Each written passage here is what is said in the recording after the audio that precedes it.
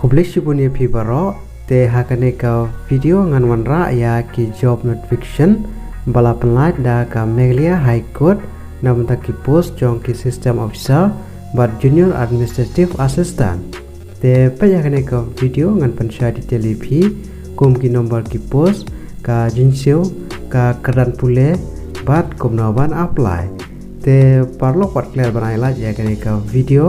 bat kum juru ban subscribe ya kane ka channel.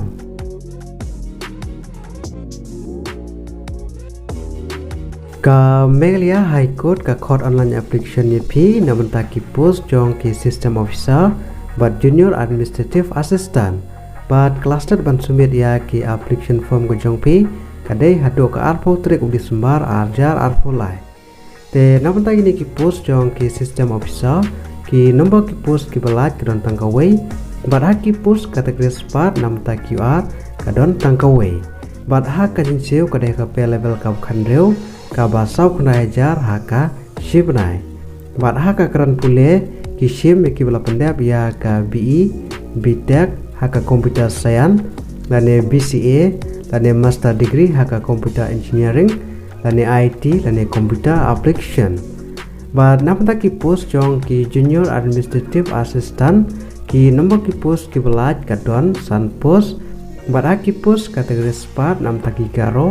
sau post namta kiwi bat KSD kadai tangkawai bat ha kajin seu kadai ka pe level ka bishpo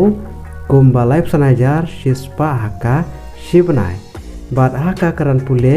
ki shim ki bala pendap ya ka bachelor degree na kano ka recognize university lengba ka computer knowledge bat ha karta ka pila am apply kadai ha karta ka bakat pra hadu live arsnyam karta bat namanta ka relaxation part kadai sansnyam namanta ki ST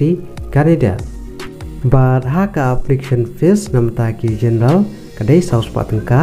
bat namanta ki SC ST candidate kadai arspa tengka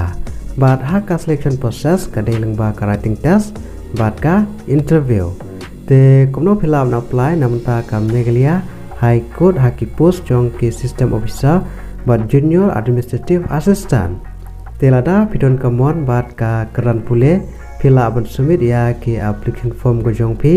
dengba ka online mode dengba ka official website jong ka Meghalaya High Court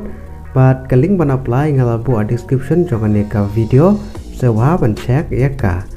bat ashwa pin apply piha ban register shwa ka bdei ka one time register ha ka Meghalaya High Court bat adin ba pila dap register pila ban apply ya kini ki post melapelai da ka Meghalaya High Court bat cluster ban sumit ya ki application form ko jong pi kadai hado ka arpo trek udi sembar arjar arpolai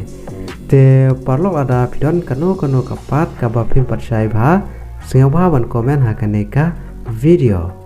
te parlok ha kaneka video tang kini jiben tip bat ini page pat ha ka wika video kublish bun